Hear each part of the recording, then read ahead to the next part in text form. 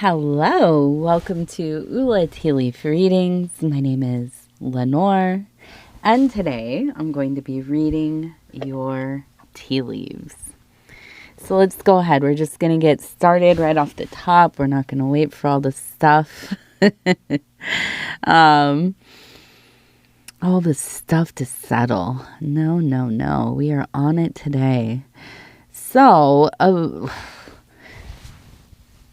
Immediately we have the bird person, the birdman, right? Now, it doesn't have to necessarily be a masculine form, but immediately, yes, the birdman as an archetype comes to mind.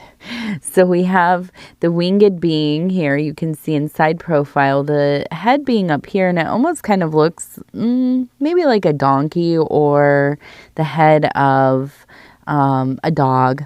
Okay, but also the wings. Now we have the person holding it looks like holding something out to another person who is right here, who looks like they're wearing a skirt or some kind of dress or robe.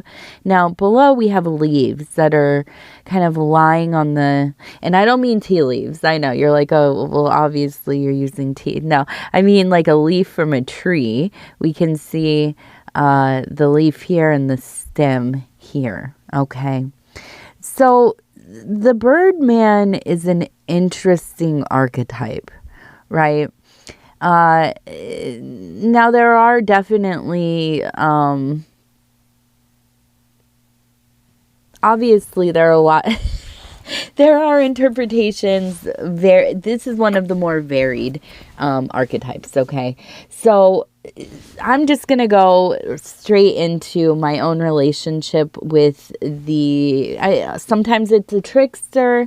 Sometimes this is kind of the foreshadowing of somebody maybe passing away, right? This is, you can kind of attach this to the ravens, the crows, death is being either accompanied by or personified as a bird person, right? So as I have built my relationship with this particular character, I shouldn't say character, archetype, this intelligence, because it's a intelligence. It really is a sense of the bringer, right? The watcher, that who quietly observes the happenings, is not invisible, not at all. Also works in cooperation with others like themselves, right? Other observers, other witnesses, other watchers, okay? This is also the bringer of news, of beauty, of fragments. If you could think of, like these people who build relationships with the birds, right? And often we see like, people who feed crows and do puzzles with them and, whatever. They interact with them. They become friends and the birds will bring gifts, right? So we're looking at this as symbolically. So these are fragments, right? Bringing in good tidings, right? Bringing in information, bringing in those kind of extra I don't know what the word is, beyond human default, maybe kind of the default that we exist within consciously when we're just going through the motions, right? And then all of a sudden something shows up in our life like a shiny little thing, and it's an offering from the universe, from the birdman, right? And these don't just come out of nowhere. They don't just happen. It might feel like that, but they don't. The animals. Now we're going to get into my beloved backyard spirits is what I call them. The animals. Excuse me 1 second here. The animals that we live among, next to, who are our neighbors, who are, our roommates, basically. When we begin to realize that there is no separation and this idea of inside, outside, this is my house, I go into my house and there's nothing, natural coming in. I'm isolated from the outside, right? And this is a feeling that we've very systematically has been built for us. If you want to really go down a rabbit hole, look into, now there's a geomancy that is a divination, right? A form of divination, an ancient one, a beautiful practice indeed. But there's also a kind of geomancy that is about, right, how we place, and it's kind of, like feng shui, right? How you place things in your home, for energies to flow through. So is, obviously, like where we put our homes, the way that we sleep, where our head is, directed towards, where the windows are. Do we keep them open? Do we keep them? All these things, okay? All these things. Look into household deities, right? Look into ancient temples and the way that they would lay them out. And I mean across cultures, the way that they would lay them out, not only for functionality, but also usually because of something called astrotheology, which is aligning things with auspicious, or, well, maybe it's not. Maybe it's dread moments of the celestial bodies, right? So where the stars were placed at certain points of time and, whatever, or when energy can be accessed or given or whatever. And then things are placed identically to those stars, right? On our altars, how we build our homes, how we have our garden, whatever. Okay, now I'm going down a path here. So where were we? Where was I even headed with that? That we have the birdman. Let me get back. We had birdman. We have geomancy. Fragments of information. Yes. So, yes, making friends with our backyard spirits. Yes. Okay. So, firm believer. Let me just confess, I am an animist. Okay, so I do believe that all things on all levels are conscious, right? Everything that makes up everything and how all the way down, up and down that ladder, Jacob's ladder, all things are conscious, okay? So therefore, animals are conscious. And fully believe that if you are honoring your relationship with the backyard spirits, especially the birds, babe, especially that, why do you think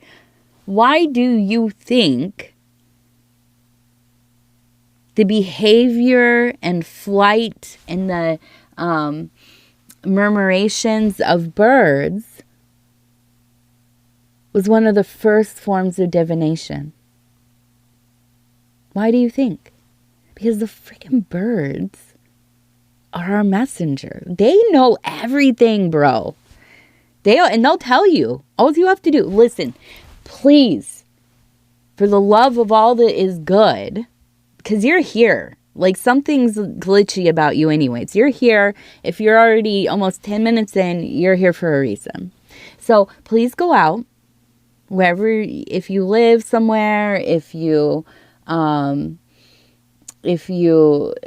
work somewhere where there are birds, that you're sitting in your car eating lunch, you can see the birds, whatever, get out of that car Go out in that backyard and start talking to them.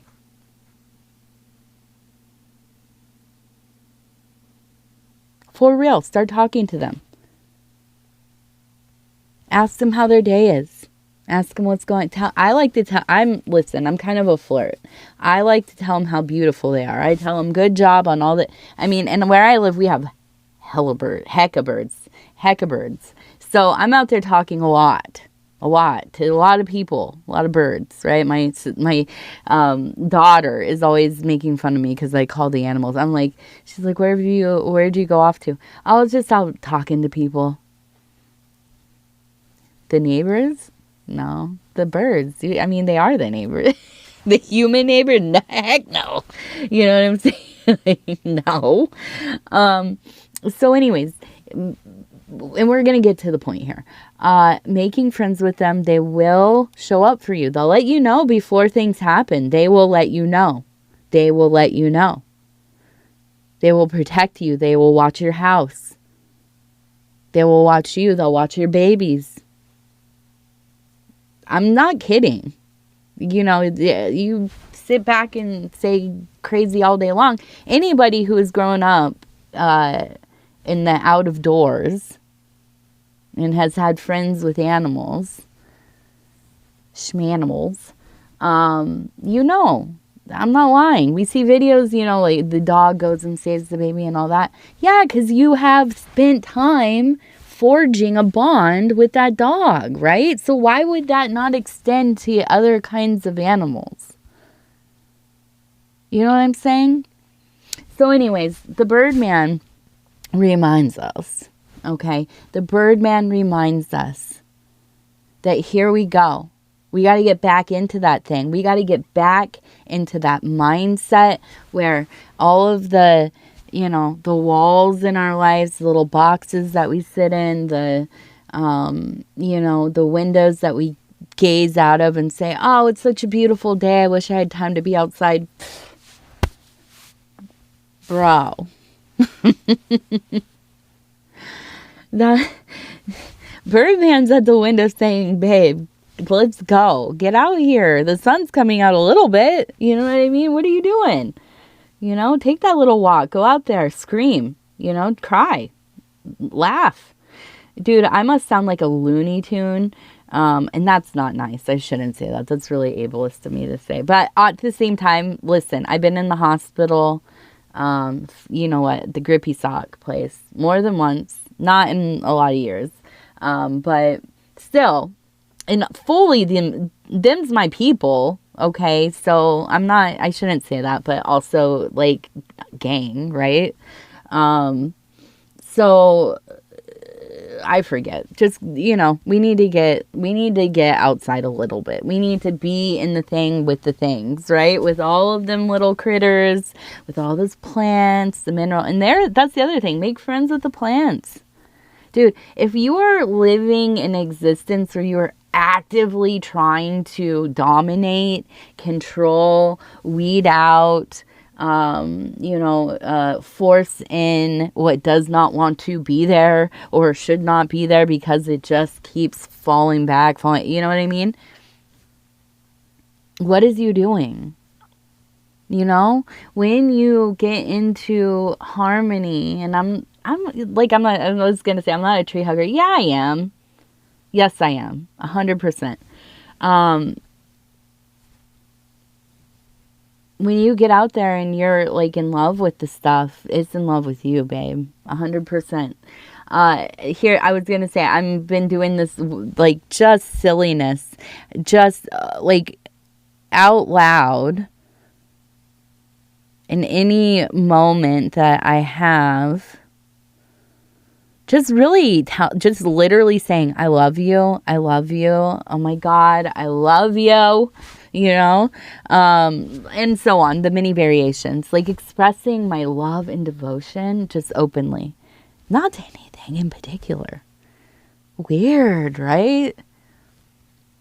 Not to anything. I'm not assigning it to anything. I am just letting that love flow. When I got that anxiety feeling, like something's about, I just start talking about, I love you. I've loved you since since I even perceived that you were, and you, I don't know about you, but my like mental place, like where I'm at mentally, all of that, like you being like like a human has dissolved away.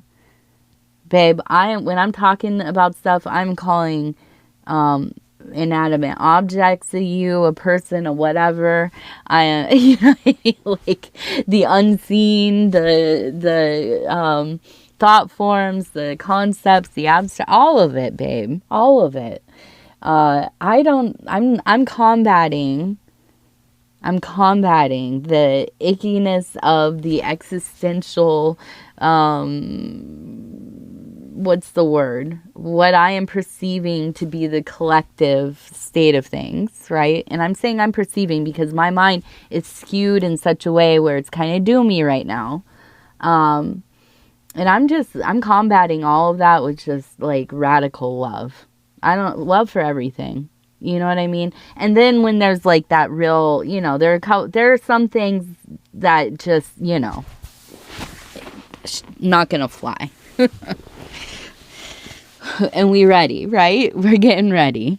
So anyways, let's go. And I'm happy. I feel like I'm in a decent mood today.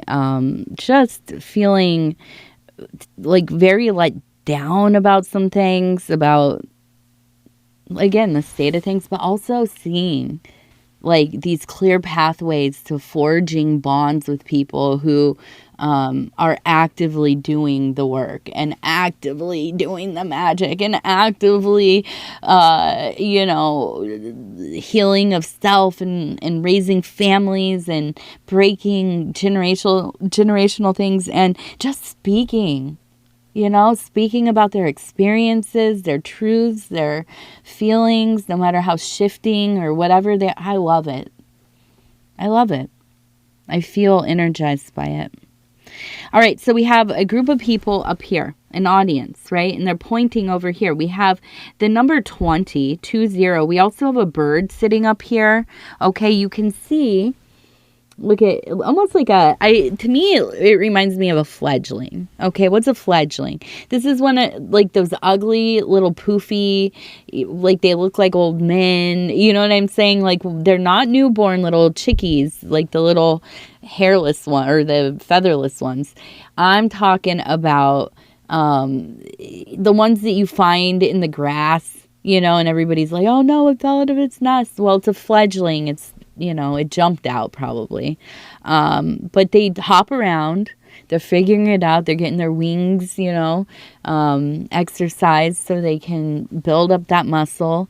And they're obnoxious. They're whiny. They're just like, beep, beep, beep, beep, like going off. Mom, I'm hungry. I need a snack while I jumped out of the nest, And so I feel like there's this real sense of, it's almost like where development has been arrested for whatever reason, right? If it is like trauma, if it is, maybe addiction or, maybe just being so busy trying to survive. There's not a lot of like inner work happening or introspection or whatever. I mean, there's so many reasons, right? Where we just kind of exist in this plateau. But I feel like there's this part of yourself that is like, it's awakening back to that place where I don't know what happened, right? But like, it feels like you hit a wall of some kind.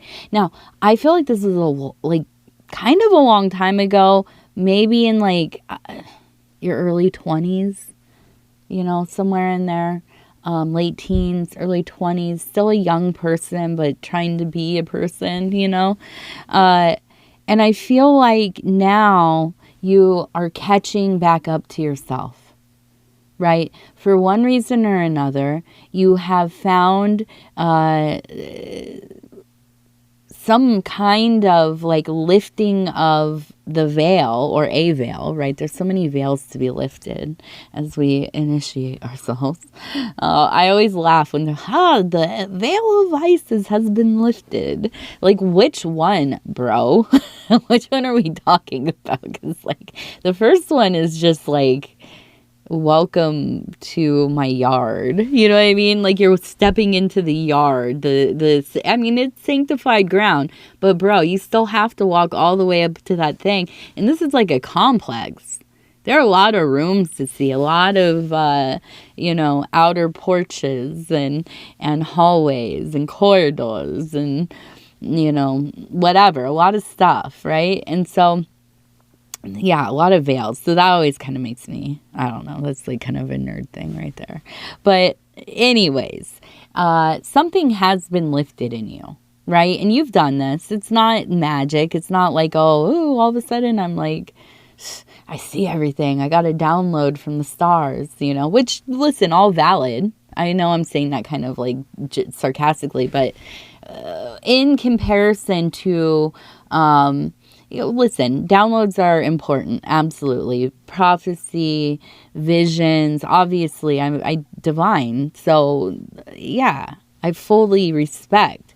But that being said, I have a great love and respect for somebody who has done deep work to get to where they're at, to build up and establish the communication to the divine, to be able to, see, to hear, to have ears to hear and eyes to see, right?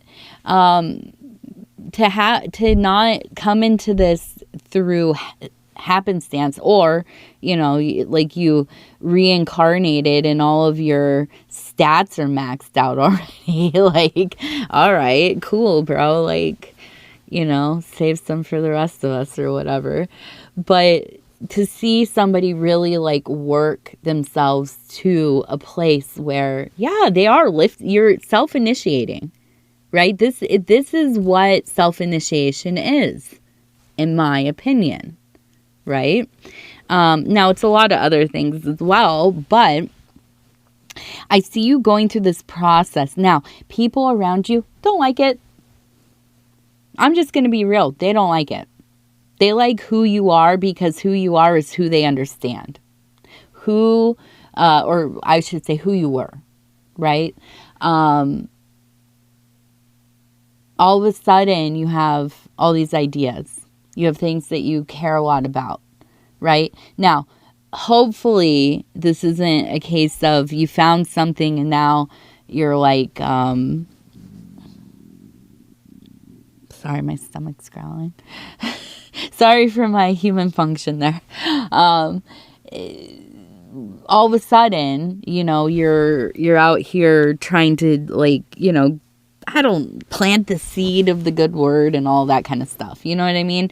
And maybe trying to apply pressure a little too much, and your family's like, nah, bro, I'm cool. We love you, but no. That's not what I'm talking about. I'm talking about like you are coming up, you are rising, you are glowing up, whatever the kids say now.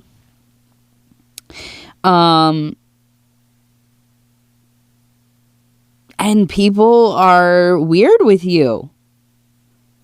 They're weird with you because they can't clock you right now. They can't figure you out. They can't figure out what you're doing.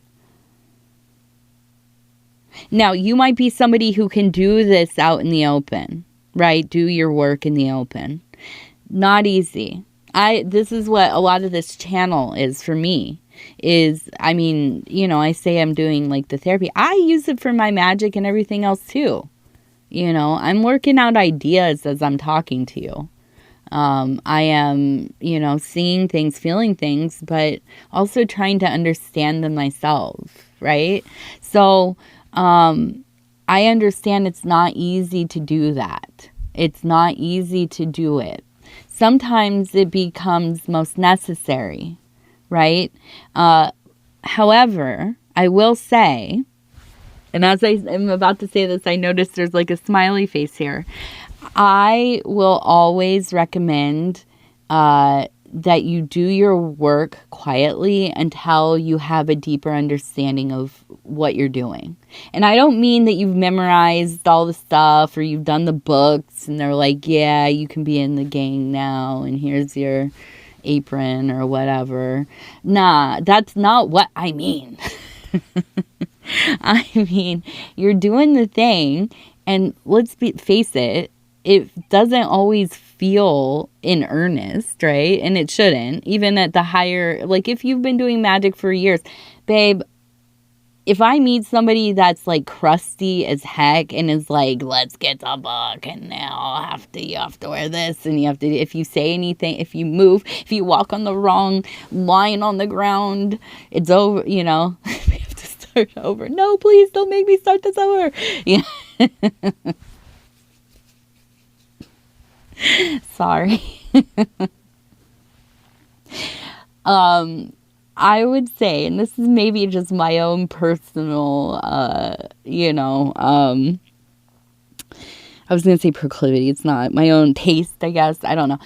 If you find somebody who is playful in their work, they are alive in their work. They're alive in it. They're having fun with it. They are experiencing it in a wholeness, hopefully. I mean, that's the other thing. If you meet somebody who's only doing the joy thing, the bliss thing, the radical ecstasy thing, same kind of deal as the nihilist or this very cynical or rigid or whatever.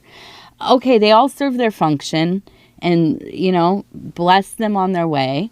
But truly, if you find somebody who is doing the magic, even, oh my goodness, somebody who is doing the magic without even calling it any of that, they're not in a spiritual paradigm or a cult paradigm. That's even like more potent, really. I mean, that's the truth. Listen, you can hang out with practitioners all day long, and all that, but like first of all, cats are the ultimate gurus. Let's be real, cats are, but just regular people. Regular AS, and the other one, people those are the real, like, you will find them. You will find aspects of enlightenment in people, aspects of, just it's the message you need to hear at that moment. And if you go out and ask the birds for it, they're going to send it to you, right? That all of a sudden you're at the grocery store and some person that you like went to elementary school, they come up and, oh, I haven't seen you, and they say something to you that maybe they don't even understand what they said. They might not even recall saying it. Have you ever had that happen where you're like, what did you just say? I didn't say that. Yeah, you did. I heard you, bro. Like, I heard, you know what I mean? And they'll say just wild, you will hear this through people. Ask the birds. Ask them for the message. It will happen. 100%. If you, for 1 week, go out there and talk to them birds and you flirt them up, you maybe even give them a little, peanuts or something. Do the sunflowers. They're better. It will happen almost immediately to you. You will have moments where the universe is very truly talking to you. Not to sound super schizo or anything, although I do dwell in that realm as well. But I mean, listen, even if it is fake, at least it's fun. At least you're living a fun life, right? But yeah, I see you having to do a lot of this work around people who don't necessarily believe you. They don't know what you're doing. They might even be like, dude, you're unhinged, or what's going on with you? Do the work quietly until you get some kind of understanding of what you're even trying to do, or, like in some traditions, and I'm thinking of Selima at this very moment, there is this quest to find, like a guardian angel, the daemon or whatever. I don't I haven't done all the rituals, and I'm not initiated into Thelema at all. But I'd be lying to say that I'm not super influenced by it, because I have a background in chaos magic, and they kind of, chaos is like you take from all traditions.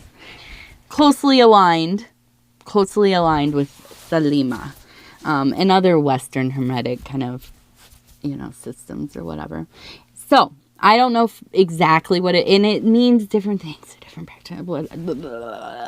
My eyes are spinning in my head. But there's this quest to find that part of yourself, or that the ability to maybe, I don't know, build a tulpa you can talk to, that, I don't know, or access the macrobe that's been chilling with you, like layered over you your entire life, or what you are manifested within each. I don't know what it is exactly, but I know how it feels. You know what I'm saying? Like, I don't have the words exactly for it, but I know what it is. But I can't really say. And it's from a magical system that is revealed unto the initiates. So I don't know that anybody really knows until they know. Until you know, because you feel it. So I feel like you're somewhere in there. And what I like to sum it up to, because it is very multifaceted, but really it's about learning to hear your intuition. And you might say, well, I already hear. We have been conditioned from the moment we are born to mistrust our instincts, to mistrust how our bodies feel, to force ourselves to quiet down, to be smaller, to not be a problem, to not ask for things, to, whatever. And what does that do? It quiets that voice within us. It really does. Unless you were very lucky and had some kind of parenting or environment or both where, this was allowed.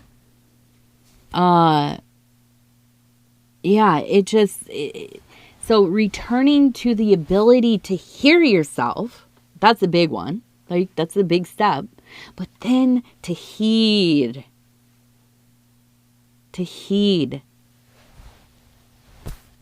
that warning, that information, that, safety that is being called out for you. That's heavy work, man. Realistically, that's heavy work, because all day long we tell ourselves, I don't like that. That feels weird. But, and then you go down all the conditioning, why I am not allowed to say that, feel that, act on that, give up, block off, tell you, no thank you, because what? I have to make money, I have to keep in these social networks, I have to, be a human being, all the things, whatever it is. That's really simplified. But then we start, I don't know, I guess we get them tower moments, we start to see the world for what it is, the sun comes out, everything is kind of visible. Then that Queen of Swords shows up, babe. She shows up, and she won't allow you to forget. She's not going to let you forget until you start. Well, you were talking about them veils. Lifted the veil, come into the temple, right? Like you can take a steppy in, right? You're awoken. Bro. I'm ripping down all of them things. The whole room. All the curtains are coming down. All of the drapes. All of the, whimsical, whatever. All of it. We are taking it down. We're taking it down. We're taking them down like handfuls at a time. Handfuls at a time. Tearing the stuff down. We're not waiting anymore. We're just not waiting. We're not waiting. There's no time to wait. It just is what it is. We accept it for what it is, and we're going to do what? That's the question. That's the question. Not be a victim. I'll tell you that. We're not going to be a victim. No. I don't think so. That's not happening. Okay, so we have a person here in prayer. Okay. We have this, the siren keeps coming up, and it's in the form of a mer person. Sometimes it's the bird. We talked about the birdman. It is a person that's half bird, half, person or whatever. And this is the more like Slavic version. And I think is the Greek mer or bird. I don't remember. But so we have the enchantress, the distractor, the take you up and wine and dine you and then drain you of your vitality, right? Type energy. Now, we have this idea of, how do I say it nice? We live in a culture that is based on ideas that only really benefit psychopaths.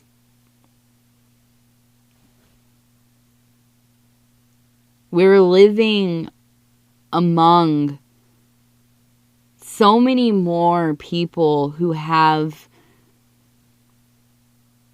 antisocial, and I'm not trying to stigmatize psychopathy at all. I absolutely have known and been very close to people who definitely would fall into or have been diagnosed as a psychopath.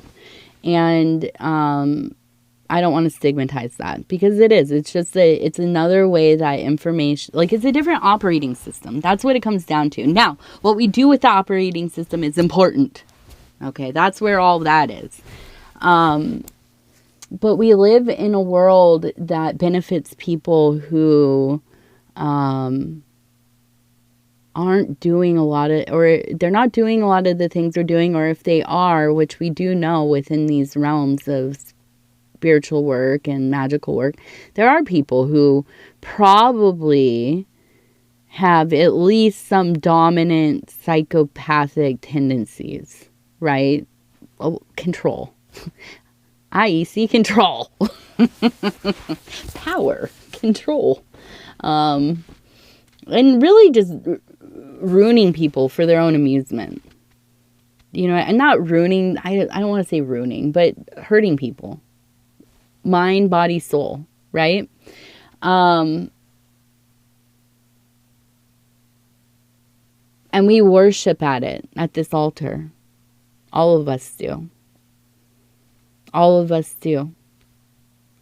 And now we're in a time, I think, where we're becoming readily aware of this. And I think some of us, a lot of us, are realizing that we have to not complete. It's not like fully like I blame myself for all the problems of the world and all that, but taking responsibility, bro. I am partaking in the systems.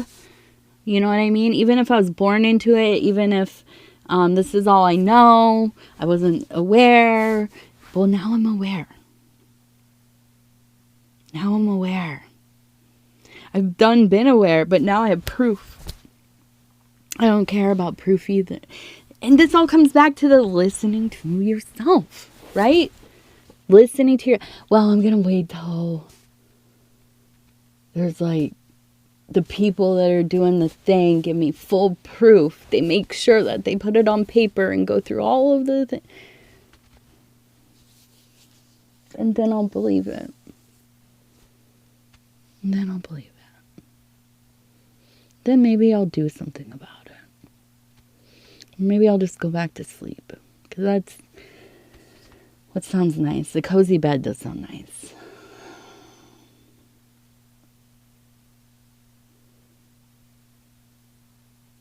I don't know what we're doing. I don't know what we're doing. But I know what I'm going to be doing.